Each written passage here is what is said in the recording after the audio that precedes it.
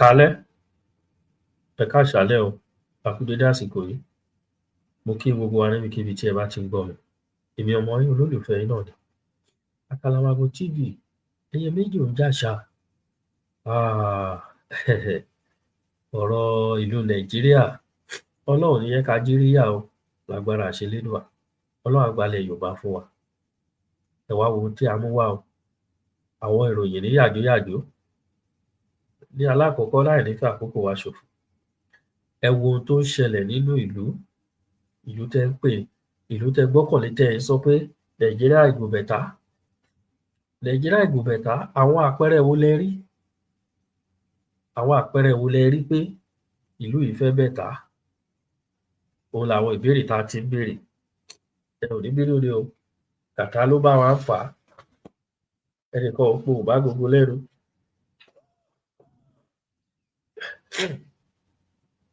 Ẹ wo ohun tá a rí. Ex-immigration officer arrested for selling arms to bandits in FCT. Can you imagine? Odidi Federal Capital Territory. Ibẹ̀ làwọn ọlọ́pàá tí wọ́n gbọ́kànlé, wọ́n ṣaláàbò, ẹ wo tí wọ́n dánwò. Ṣé ìlú leléyìí? Ẹ̀yin olólùfẹ́ wa, ṣé ìlú leléyìí? Ìlú tẹ́yàn sì dé hope sí leléyìí, ìlú tẹ́ gbọ́kànlé leléyìí.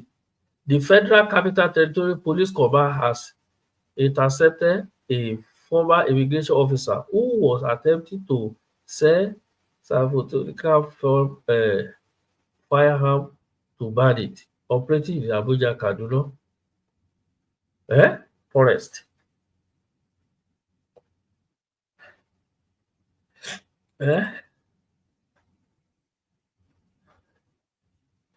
Ṣé rí nǹkan bẹ́ẹ̀? Ṣé rí nǹkan tó ń dánwò? The attempt to sell ẹ má ká mi lẹ́yìn pẹ̀lú òyìnbó wèrè yín wọ̀nyí.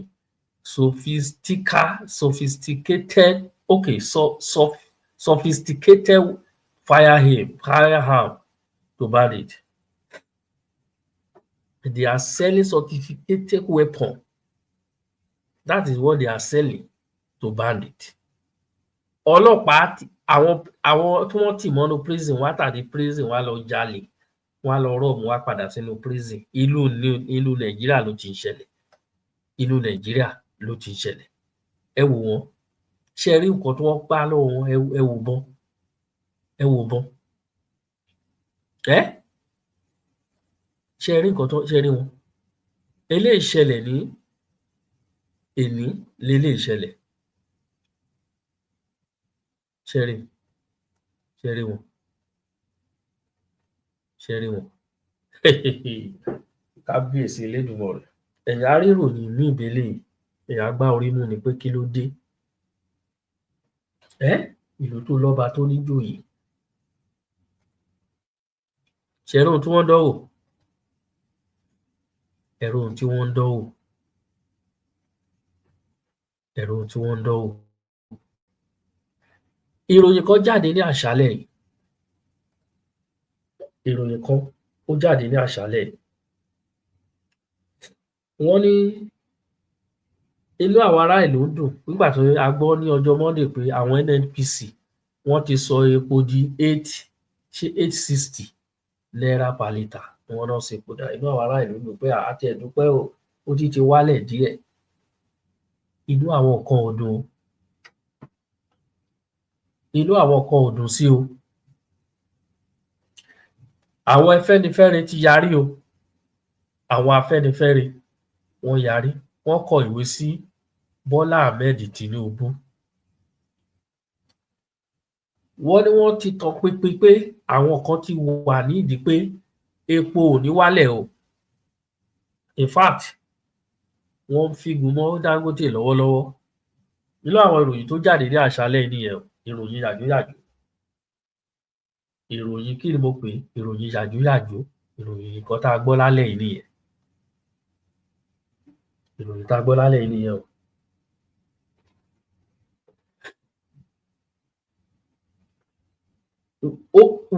Gbọ́ mi sí gbọ́ mi ò tó, ó yìí máa ṣẹlẹ̀ láàrin Dangote pẹ̀lú NNPC. Kò sí ọ̀nà tó lè gbé gbà. bẹ́ẹ̀ ni mo sọ. Kò sí ọ̀nà tán lè gbé gbà, gbọ́n mi sí gbọ́n mi ò tó, ó máa ṣẹlẹ̀ láàrin Dangote. Ẹ̀yin púpọ̀ yẹn burú o, odidi a whole nation as big as Nigeria 250 million, more than that, Nigeria máa tó 300 million. Ẹ ṣe one refinery tì, single one person, ẹ̀yin náà lẹ kó owó fún tó fi ṣe refinery yẹn o. Ẹ wá lè dá titi yín ṣe. Ókè gbogbo kùdẹ̀kudẹ gbogbo wọ́n sọ̀rọ̀ kulẹ̀kulẹ̀ pé wọ́n fẹ́ increase, àwọn kan ti gbìmọ̀ pé epo ò ní wálẹ̀ ní Nàìjíríà. Ẹ jọ̀ọ́ o, ìbéèrè tí mi wá ń béèrè, ta ni Minister of Petroleum in Nigeria? That is the question. Kí ni ẹnì kọ̀ọ̀kan fẹ́ máa ṣe tí Minister of Petroleum tí ò ní gbọ́?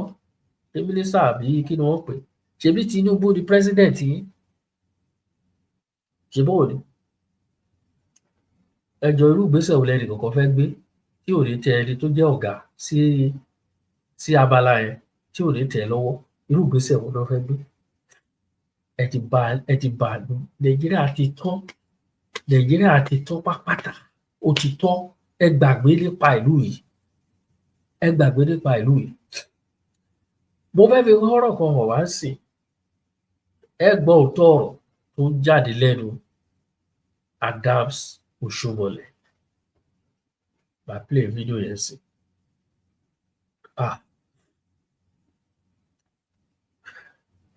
Màá play fídíò yẹn sí, ẹ máa gbọ́. Ẹ gbọ́ ọ̀rọ̀ tó ń jáde lẹ́nu Adams, the ex-governor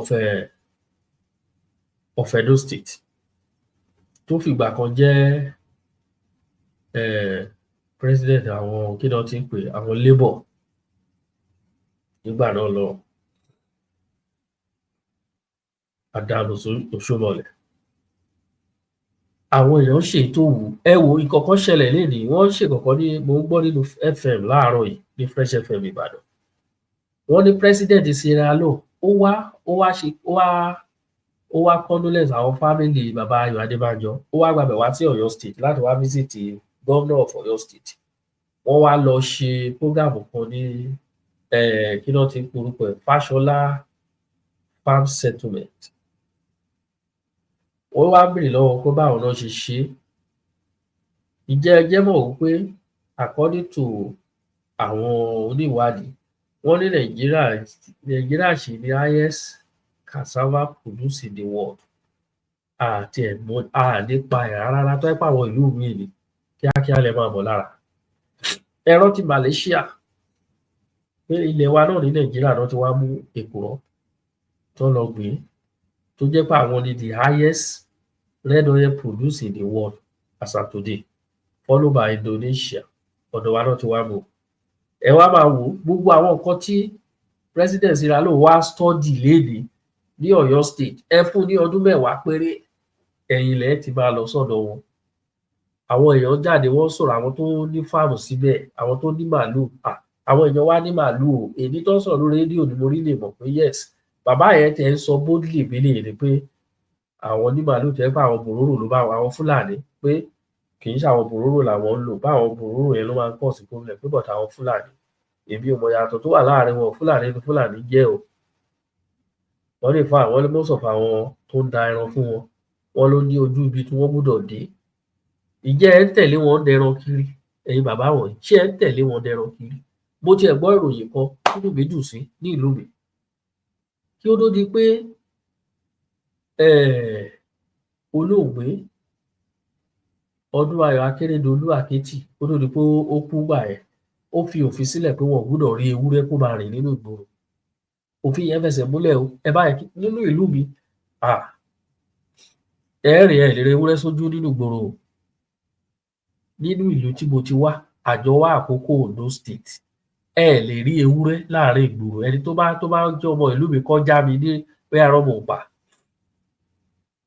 Ó tiẹ̀ ní wàhálà, àwọn kan wọ́n wà against ẹ̀, wọ́n dẹ̀ mọ̀ pé that is the best. Mọ̀ nígbà tí ẹ jáde, wọ́n ṣàlàyé láwọn kan, wọ́n ti torí ẹ̀ wọn kì í kí àwọn tó jẹ́ olórí wa, bí irú bàbá wa kan tó jẹ́ pé major general toró wọn bí ẹrin ló bá bí fánú rán sójà lọ gbé ẹ wálé, á lọ gbé ẹ wò, á fìyà pa orí ẹ. law yẹn wà effective seriously. Now another law tó ló wà lẹ́sìn ni lórí last ṣéjọ monday bẹ́ẹ̀ ni wọ́n gbé ọ̀pá àṣẹ fún certificate of return fún gómìnà tó ẹ̀ṣẹ̀ yàn orímísọ ayédàtiwà tó ẹ̀ṣẹ̀ gbé ọ̀pá fún ní Ondo State àti gómìnà of Ondo State. Ara àwọn nǹkan tó ti sọ ni pé ẹni ọba tí wọ́n bá mú tó bá nawọ́ he ẹ́ pé o ní màálù sí ọ̀dọ̀ Fúlàní wàá fi mú ẹ dánrin. Ẹni ọba tí wọ́n bá mú tó bá ní màálù sí ọ̀dọ̀ Fúlàní wàá fi mú ẹ wàá fi dánrin wàá fi fọ́n fèrè. So gbogbo ẹ̀yin ọba tẹ́ ẹ ní màálù ẹ tẹ́tí kẹ́ gbọ́ o, gbogbo ẹ̀yin ọba ilẹ̀ Yorùbá tẹ́ ẹ ní màálù sọ́dọ̀ Fúlàní ẹ lọ wá bẹ́ẹ̀ ṣe fẹ́ ṣe màálù yìí o, ó ti dé o, nǹkan tá à ń fẹ́ ganan ṣe fún wa yìí o. Mo adúpẹ́ lọ́wọ́ gómìnà yìí o, ẹ jẹ́ kí kinní kó wà, ẹ jẹ́ kó ṣiṣẹ́ o, ẹ jẹ́ kí òfin yẹn ṣiṣẹ́ o, ẹ jẹ́ kó fìdí múlẹ̀ o. Àwọn wàhálà àwọn màálù ti ń pọ̀ jù bó ṣe jẹ́ nìyẹn. Nǹkan tá à ń fẹ́ màálù ò lè máa rìn níbi tọ́mọ ènìyàn ti ń rìn. Ẹranko á máa béèyàn máa du ilẹ̀ kiri. Wọ́n ti bà gbogbo ilẹ̀ wa jẹ́ tán. Ẹ jẹ́ ká wá lọ sí orí fọ́nrán yìí láláàní fàkókò wa ṣòfò. Ẹ wá gbọ́ nǹkan tí Adam Osomole ohun tí wọ́n sọ.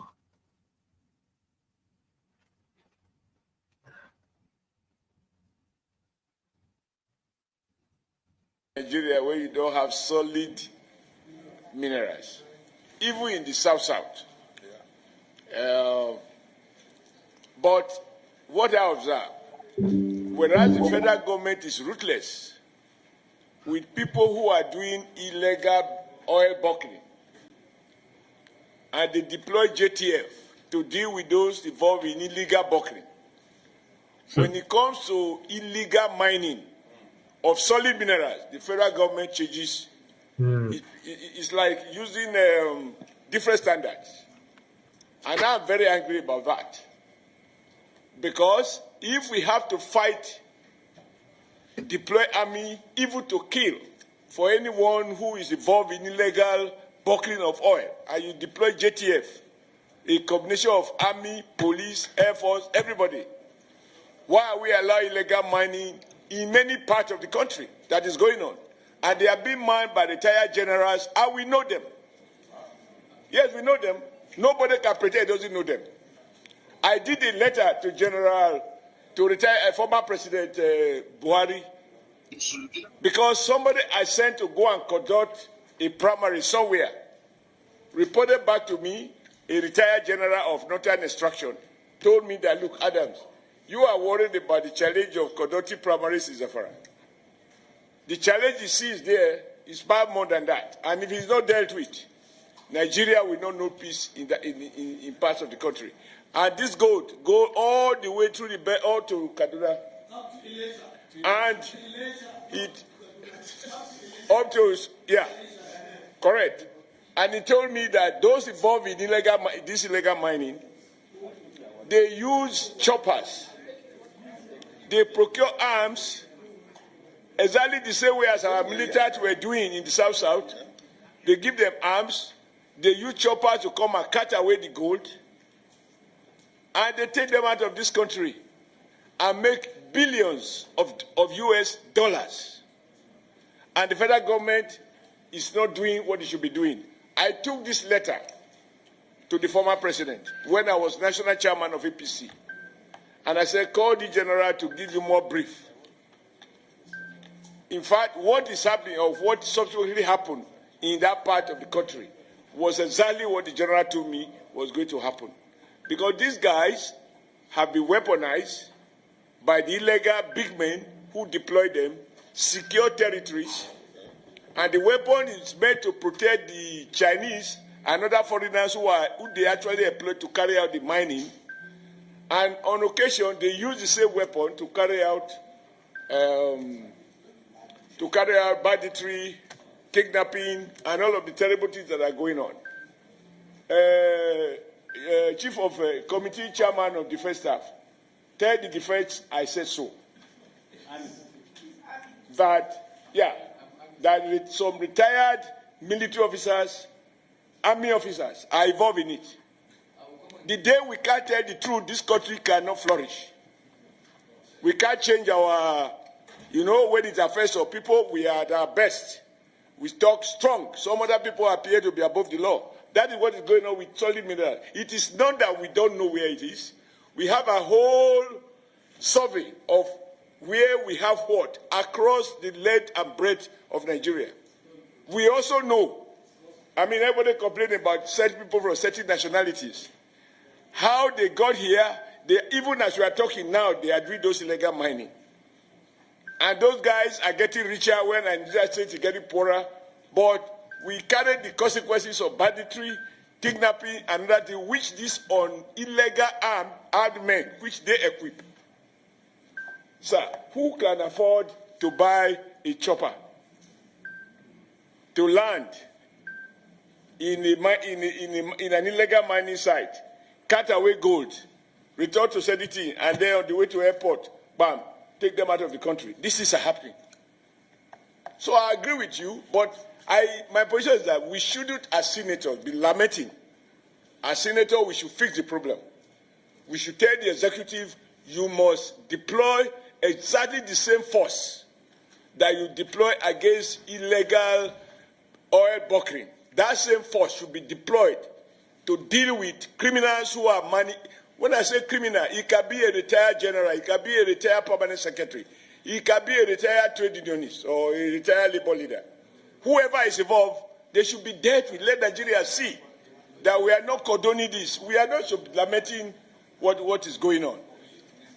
When you have a country of people who are above the law because they are supposed to have served the country and they have retired and now they become the real barons. So I agree with you that the solid sector, and I'm happy with the word made by Baba that oil was discovered by accident. What they were looking for was solid minerals. It is well. Ṣé rí ọ̀rọ̀ àwọn olórí wa wọ̀nyí, nǹkan tó ń dùn mí bẹ́ẹ̀ ni pé they know the right thing, but àbára wa ní ìlú arírèmáṣe. Arírèmáṣe ni gbogbo yín. You people know what to do. Wọ́n ní àwọn kan wọ́n mọ̀, they know those people behind the oil bunkering, illegal mining. Can you imagine? A rí fọ́nrán kan káwọn èèyàn dẹ̀ gbẹ́ àjà ilẹ̀ tó gùn tó yẹn bíi underground ibi tí train gbà, underground ibi tí wọ́n gbé metro gbà nínú ilẹ̀. Nígbà tí èmi kọ́kọ́ rí mo ní dà pé metro náà fẹ́ gbẹ́ síbí báyìí, àwọn train tó máa ń rìn nínú ilẹ̀ kò lè mérò. Nínú ìlú ẹ sọ fún mi pé àwọn agbófinró ò rí ni. Ẹ jọ̀ọ́, ṣé Nàìjíríà tẹ̀ ní ẹ̀mà ṣá? Ṣé wọ́n tiẹ̀ ní ṣá? Àwọn jagunjagun ojú òfurufú, ṣé Nàìjíríà ni? Àwọn ló máa mọ́lé. Ṣé Nàìjíríà tẹ̀ ní àwọn aṣọ́gbó? Wọn ò ní ìdáhùn. Ṣé Nàìjíríà ní aṣọ́gbó làwọn bandit á máa rìn kiri inú igbó bó ṣe wù wọ́n? Kó bá lè sí àwọn tó patrol, tó bá patrol gbogbo inú igbó káàkiri, wàhálà níbí báyìí kó wọnú igbó lọ, kí èéfín rú bì kan, kí èéfín kàn déédéé sọlẹ̀ nínú igbó kó tó ìṣẹ́jú mélòó kan wàhálà àwọn ọlọ́pàá ti dé. Àwọn ọlọ́pàá ti dé pé kí ló fà á tí èéfín rú bẹ́ẹ̀, wọ́n á fẹ́ wò nǹkan tó ṣẹlẹ̀. You people know the right thing, but you don't want to do it. Káwọn kan kọ́ ṣàsọ pé àwọn ò nígbà káwọn fẹ́ máa fi ayé ni àwọn ọmọ ìlú lára. Ṣe rí pé ó ti tán? Pé káyé ṣáà máa ni àwọn ará ìlú lára ni nǹkan táwọn ń fẹ́ nìyẹn. Epo lọlẹ̀, àwọn èèyàn ló ti ń dùn. Àṣé bínú ṣe ń dùn yẹn, inú àwọn kan ò dùn sí. Inú àwọn kan ò dùn sí.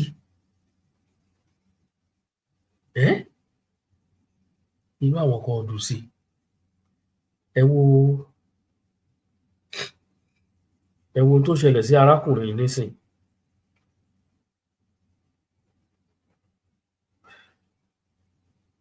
Ẹ jẹ́ kí n play fọ́nrán ẹ̀ fún wa kí ká tó máa lọ. Ojú ọba yìí, wọ́n dẹ̀ ti gbójú ọba yìí síta ní Ogun State. Ọ̀rọ̀ ti kan ọba yìí o.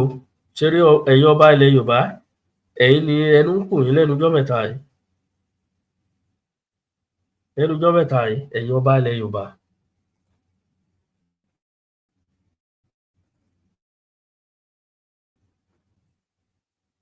Ẹ wo, ẹ ká ṣe bẹ́lẹ̀, okay. Arákùnrin tó jẹ́ arákùnrin disable ni, tó dẹ̀ ń gbìyànjú pé kí òun lè máa rí ọwọ́ sọ sẹ́nu láláì tọrọ jẹ, láláì gba bárà. Ẹ wo tó bá pàdé. Ọlọ́run ní jẹ́ ká kàgbákò. Ẹ̀yin ọba ilẹ̀ Yorùbá, dẹ́ẹ̀dẹ́ mìíràn họ, dẹ́ẹ̀dẹ́ mìíràn họ. Ní kí delete àwọn ilé kúrò. Ẹ̀yin ọba ilẹ̀ Yorùbá, dẹ́ẹ̀dẹ́ mìíràn họ o, bí èdè àwọn Ìgbìrà.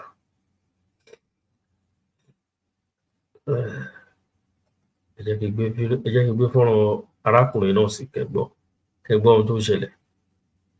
Ojú ọba náà lélẹ́yìí o, ojú ọba lẹ́wọ̀n yìí o. Ẹ jẹ́ kí fọ́nrán yẹn wọlé wá. Wọ́n ní Babátúndé Akeem àná nígbà tí àwọn tí mo gbà síbi tó pè mí pé wọ́n gbé katapila wá sí orí ilẹ̀ mi. Nígbà tí mo débí lánàá mo bá katapila àwọn tó ń ṣiṣẹ́ lórí ilẹ̀. Ta ló fún yín lọ́dà?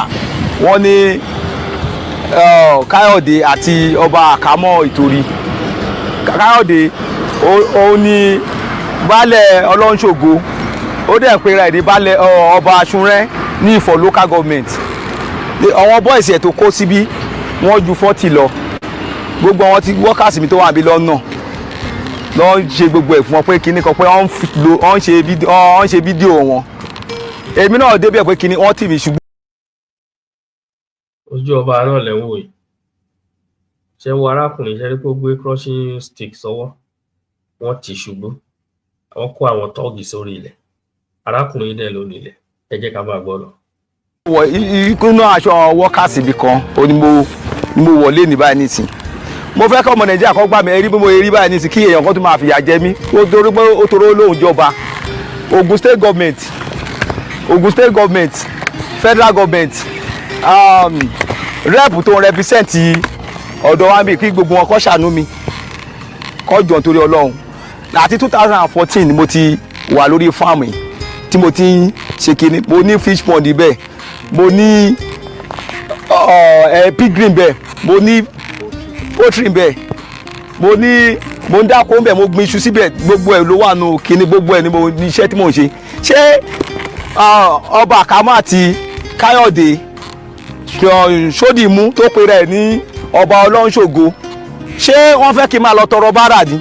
Nǹkan tá à ń produce bí àwọn ẹlẹ́dẹ̀ bí gbogbo ó wà beneficial to them. Ohun gan tó pe rẹ̀ lọ́ba ó ti wá sínú fáàmù mi rí tó ti kí tí mo entertain tí mo fún ní gift ẹyin pé because of ohun tó ń pe rẹ̀ ní baálẹ̀ àdúgbò bíi mo ti fún òun àti ìyàwó ẹ̀ lọ gbé mọ́tò wà tó wá ra ọjà bíi mo lẹ́jà gbogbo wọn lọ́wọ́ ara ẹja nínú pọ́ǹdì mi bíi àti 2014 mo ti bẹ̀rẹ̀ inú bíi owó tí mo fi dábì ilẹ̀ ó gbé mi lọ sí Amẹ́ríkà or Canada láti lọ máa live life mi bẹ̀ mo believe nínú Nàìjíríà láti invest sí ibi. Ó ní àwọn èèyàn kan lọ́wọ́ fẹ́ fi ọwọ́ lágbá mi lójú. Mo sọ sálárì fún àwọn able body àwọn 4 lọ́wọ́ àbí tó ń ṣiṣẹ́ bí àwọn míì gan ní family tí inú àwọn tí mo gbà sí ibi tó yẹ pé wọ́n ní family tí àwọn àti family wọn jọ ń gbé bí. Mo fẹ́ kẹ́ ọmọ Nàìjíríà kan ṣàánú mi kó gbà mí lọ́wọ́ ọba Àkámọ́ Olú of Ìtorí àti Káyọ̀dé Ṣódìmú tó pe rẹ̀ ní ọba Ọlọ́runṣògo ní Ifọ̀ local government Ṣúnrẹ́ ward 9. Orúkọ mi ni Sani Babátúndé Akeem.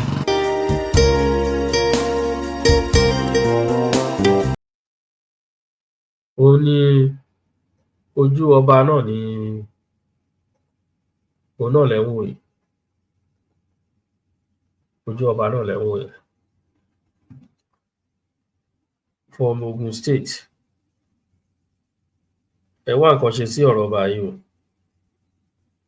Olú Ìtorí of Ẹ̀gbáland, ọba Àkámọ̀, ẹ wá nǹkan ṣe sí o, ẹ lọ kìlọ̀ fọ́ba yìí o, a máa wọ́ọ̀dí ẹ o, a máa gbé ẹ sórí afẹ́fẹ́ o, a máa fẹ́ lójú gan o, fọ́rọ̀ yẹn ṣẹ̀ṣẹ̀ dọ́wọ́ wa ni. Ẹ má fọwọ́ lágbá arákùnrin lójú o nítorí condition tó wà. Ẹ má fọwọ́ lágbá lójú o, dẹ́dẹ́ mìíràn o kábíyèsí, àti gbàgbọ́ o pé bẹ́ẹ̀ ló ṣe rí. So ẹ wá nǹkan ṣe sí o, ẹ wá nǹkan ṣe sí o, ẹ wá nǹkan ṣe sí o, bó ṣe jẹ́ nìyẹn. Ẹ̀yin olólùfẹ́ wa, a dúpẹ́ lọ́wọ́ yín. Nǹkan tó ń lọ nìyẹn o. Àwọn Afẹ́nifẹ́re yarí mọ́ Tinubu o, wọ́n kọ̀wé sí Tinubu pé àwọn kan gbìmọ̀ pọ̀ láti jẹ́ kí owó epo kó lọ òkè, kí orí máa ta àwọn ará ìlú ọmọ Nàìjíríà. Òun náà láti fi ṣàlàyé fún yín, tá à ń sọ fún yín lójoojúmọ́. Wọn ò ní kankan tó fẹ́ ṣe fún yín. They have nothing to offer you. Wọn ò ní kankan láti offer. Wọn ò ní kankan láti offer fún yín o. Oníyàn ṣe, ọlọ́bẹ̀ ṣe. Gbogbo ẹ̀yin tí ẹ bá wa jẹ́, ẹ kú àìbínú. Èmi ọmọ yín olólùfẹ́ yín náà ni. Ẹ bá wa share fọ́nrán yìí káàkiri. Ẹ bá wa subscribe sórí YouTube wa. Àkàlàmàgbò TV show. Àdéwáyé tí. Ẹni màmá ni èmi ni wọ́n bọ́kùnrin ogun akọni ènìyàn. Bàmí Sunday kò sàmì ọmọ.